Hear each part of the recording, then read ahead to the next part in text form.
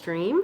This is very different compared to Facebook. For one, the camera is tilted that way and I'm not really sure where I'm supposed to look, because when I look at myself, which is what I'm used to doing on Facebook, then it looks like I'm looking over in the distance.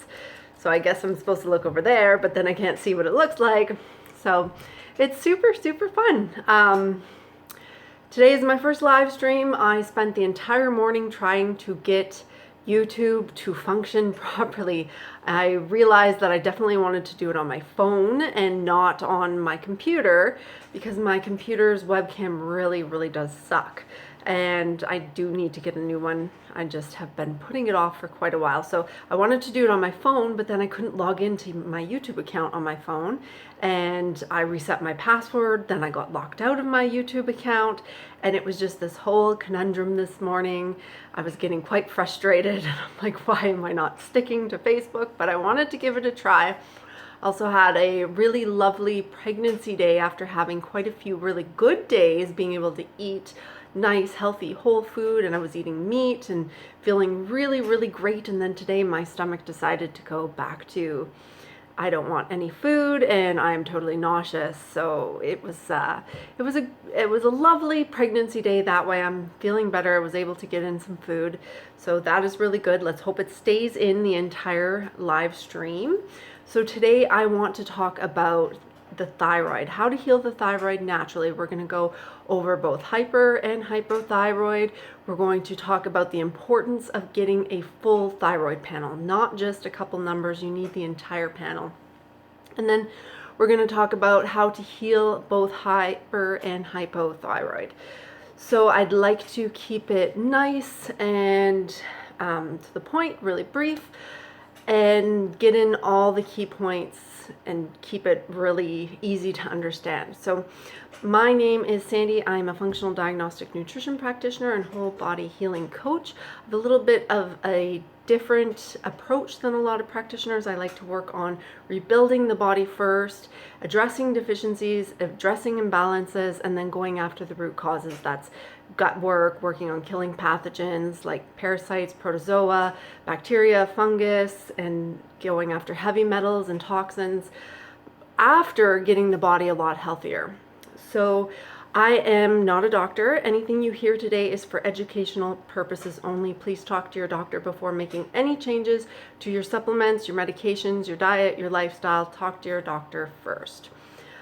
All right, so when you go and get a thyroid panel, you're going to possibly be told that you either have hyperthyroid or hypothyroid.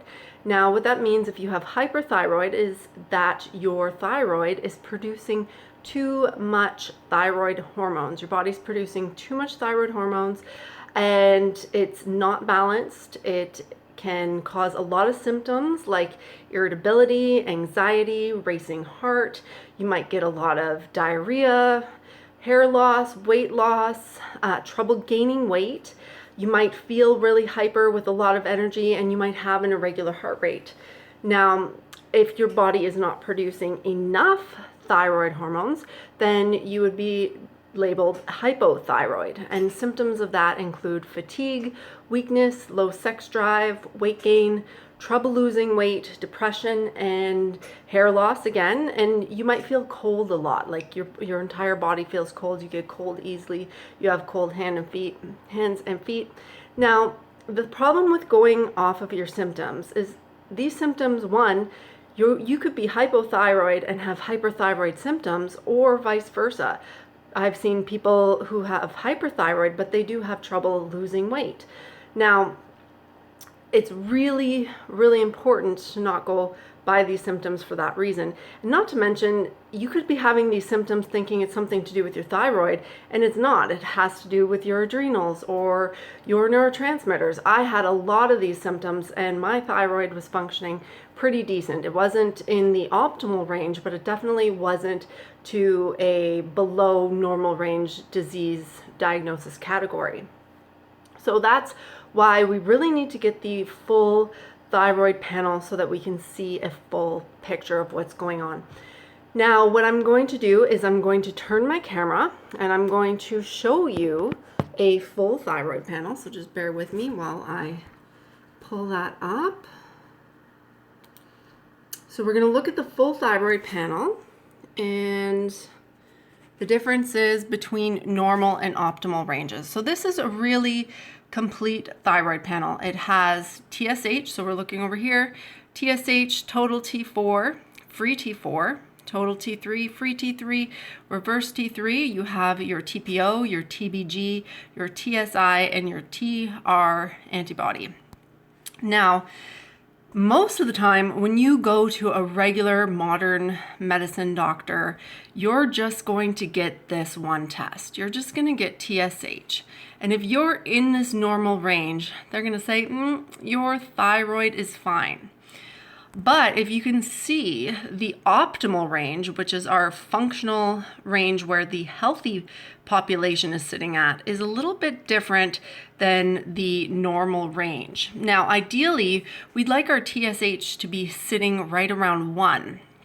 That is what we found where people feel the best at.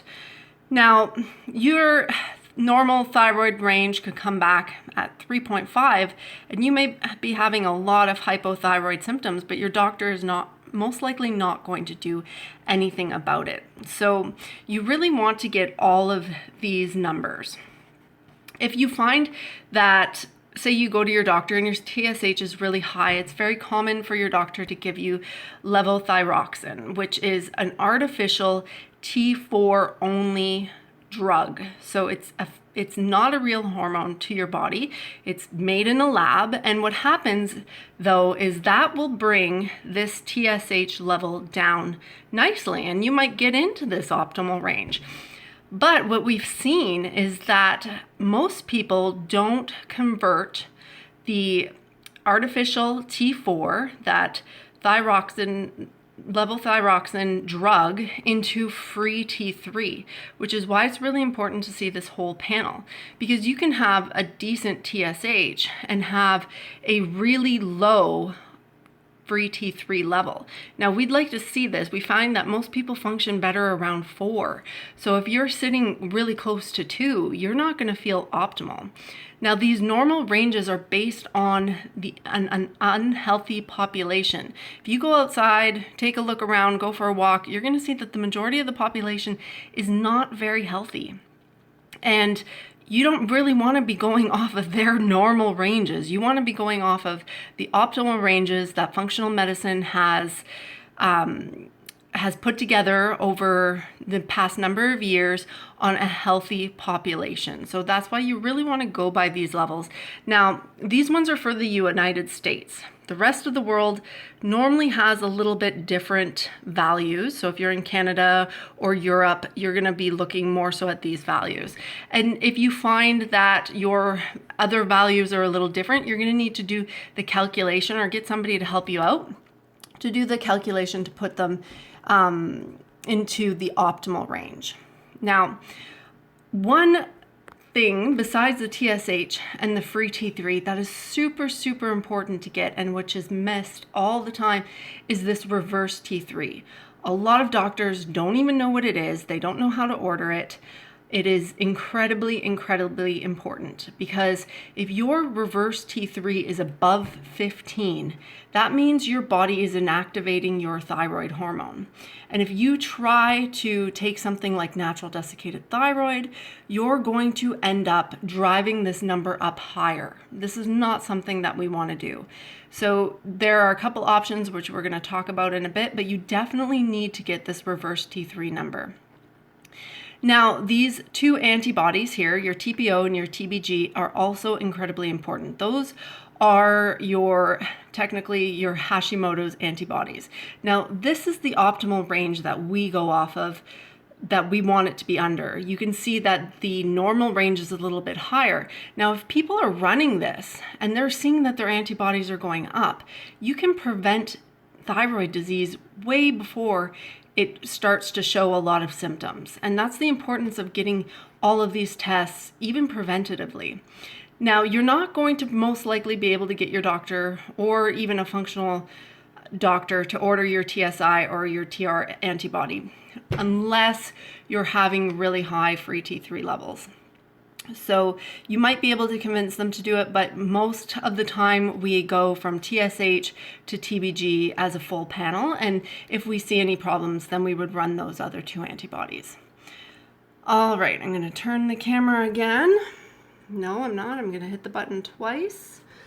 And there we go. Let's keep going. I just have to close that. So keep that chart on hand for when you have your thyroid tested. That way you could really see, am I in the optimal healthy range, or am I just in the normal range, or am I below that and in a disease state?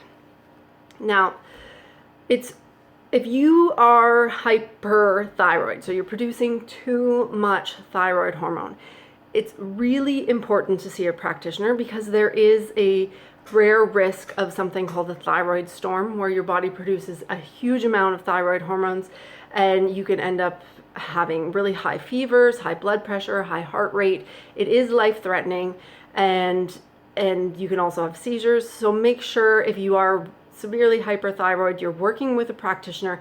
It's not something you want to fool around with and try to heal on your own. It can be very risky. You don't want to cause a lot more harm than good. So when you are hyperthyroid, one of the most important things that you can do is reducing your stress. Cortisol goes hand in hand with high thyroid function. If your thyroid function is high and your cortisol is high, you need to work on getting not only your external stresses down, so that has to do with finances, relationship, work.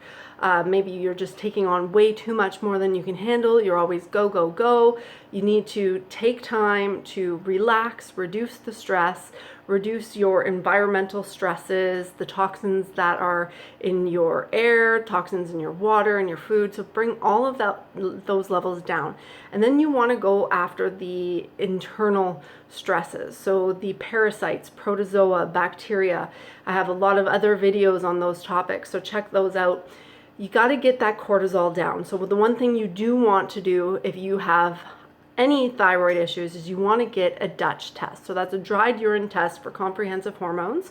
It tests your sex hormones and your adrenals, and you're getting your free levels and the metabolized levels. So those metabolized levels and what your liver is doing with your sex hormone and your cortisol is incredibly, incredibly important.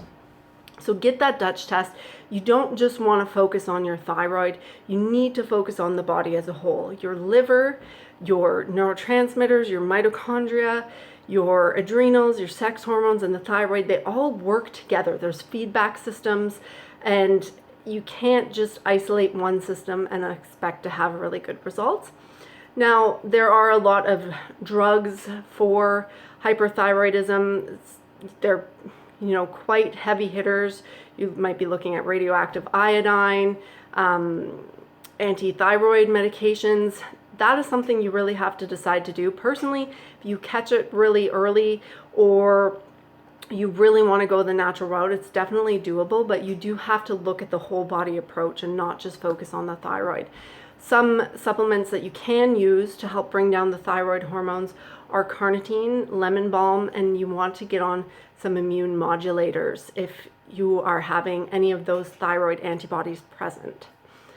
Now, hypothyroid is a little bit different and a lot more complex than what people think. Right now, people are going to the natural desiccated thyroid route. They see, okay, I'm hypothyroid, let's get on NDT. And it doesn't always work out really well. If you haven't worked on your adrenals, your sex hormones, your liver, your neurotransmitters, and your mitochondria, you might not be able to take the NDT. You might find that when you start even at 1 grain, you're getting a lot of symptoms that you might feel more fatigued, you might feel like you're putting on more weight, or you could feel like you're having hyperthyroid symptoms, even if it's not showing up on the blood work to confirm that. But you could have a lot of side effects from the NDT. So If you do show up that you are hypothyroid, the first thing that you want to try is to replace and support the thyroid cofactors and nutrients. So what your body needs to make thyroid hormone, things like tyrosine, selenium, iodine, molybdenum, those kind of nutrients. You want to give your body at least 3 months to replenish those nutrients before going to natural desiccated thyroid. You also want to work on your adrenals, your sex hormones, your liver, and your neurotransmitters and your mitochondria before jumping right to the natural desiccated thyroid, because you might not even need it. You might be able to address all these symptoms and your thyroid will balance itself. Now, if you are having antibodies present, then you might want to go right to the NDT, because that in itself can bring those antibodies down. But again, if the antibodies are present, get on some immune modulators like some plant sterols. They do take a longer term to work. It's not one of those things where you take it and you're going to get instantaneous reduction in your thyroid antibodies. It's going to take 3 to 6 months, but you should be starting those immune modulators right away. If you are already on medication, if you're on the levothyroxine, you do not want to ever stop that medication cold turkey. You need to work with a practitioner to transfer your dose of NDT, of levothyroxine, over to NDT. And you'll find there's a bunch of different brands. Some people do better on different brands. Some people really like Armour. Some people really like Nature Thyroid. We do have some supplement companies in the United States that are making things like Thyro Gold and Thyrovance. So those are options that are available to you. Now, if your reverse T3 is high on that full thyroid panel, NDT is not going to help you, because anytime you're providing more of the T4, your body is going to inactivate it into reverse T3. Now, ideally, if your reverse T3 is high, what you want to do is work on the other systems. So you might be having some really severe fatigue with that high reverse T3. So working on your mitochondria, working on your neurotransmitter balance, getting your serotonin and your dopamine balanced, working on your adrenals and your sex hormones and your liver will often bring that reverse T3 down on its own and give you a lot of relief from the fatigue, so that you're able to go after those root causes. Because anytime we see thyroid issues, we really want to think parasites and protozoa. Even if it didn't show up on your stool test, check out my other video called Biofilm and Gut Testing. I go over the best stool tests that we have available and the importance of using biofilm busters, because more often than not, there is a protozoa there that needs to be removed, because it is going to be causing some immune responses in the body and can lead to autoimmune disease. So if the reverse T3 is high, work on the rest of the body. If you've done that work and you find that you're still not getting any relief from the fatigue, you haven't really been able to complete your gut work, and you want to get some relief from the fatigue, then you can do a T3 only and you can flush out that reverse T3. But you definitely need to be working with a practitioner for that. You need to have your thyroid levels monitored on a regular basis to make sure you're not doing more harm than good. So if that is the case, that you want to go that route of flushing the reverse T3, make sure you're working with a practitioner who understands the process and is able to monitor it for you. Okay, so I think that was all that I wanted to cover on the thyroid. We went over the optimal versus normal levels. We went over the full thyroid panels, why we don't want to go by symptoms, and we went over some tips on how to heal hyper and hypothyroid. The importance takeaway is, regardless of whether you're hypo or hyper, you need to be working on the body as a whole, because the thyroid doesn't function as an isolated part. Even though, modern medicine has broken everything down into pieces. If your thyroid is not functioning, you go see an endocrinologist. If you're having mental health symptoms, you're going to see a neurologist or a psychiatrist. It's breaking up these systems, when really we need to look at the body as a whole. So make sure you get a Dutch test, check your adrenals and your sex hormones. Make sure you run something like an organic acids test so you can check your neurotransmitters, look at your mitochondria, and start working on your liver function and get the entire full thyroid panel and a full blood panel. You want to look at your iron levels, you want to look at your homocysteine, your B12, your D3, your folate, which will show up on the organic acids test. So it's really important to get that entire picture, work on the body, really start working on your phase 2 pathways in your liver. So that's things like sulfation, methylation, you've all heard of MTHFR. You've got to get those liver pathways functioning properly. And you also need to make sure that the toxins in your body have somewhere to go. So your bile is flowing and your digestion is working optimally, your kidneys are functioning. That's going to play a huge role in thyroid health. Once you've got the body balanced, feeling better, stronger, then go after those root causes. That's the parasites, protozoa, bacteria, fungus, and heavy metals. Alrighty, so that is everything that I wanted to cover. If you're looking for a practitioner that can help you with this, my coaching packages are on sale right now for 20% off until March 31st. So go to www.motivatedtoheal.com and click on Work With Me. You can check out my packages, what I'm all about. In the comments, there will be a link to download a free workbook on the whole body approach, everything that we talked about today, the testing that you need to get done. And if you like this video, click like, subscribe to my channel.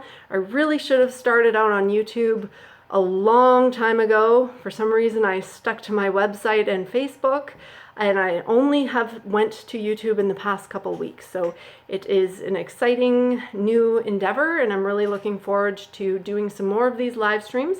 The next one we're going to do is most likely going to be on the 3 phases in the liver. So phase 1, phase 2, and phase 3, we'll be looking at methylation and sulfation and that entire pathway, having a really good overview of it and what you can do to really cleanse and rebuild the liver. So I hope you guys all have a great night, and I hope you subscribe to the channel. Bye!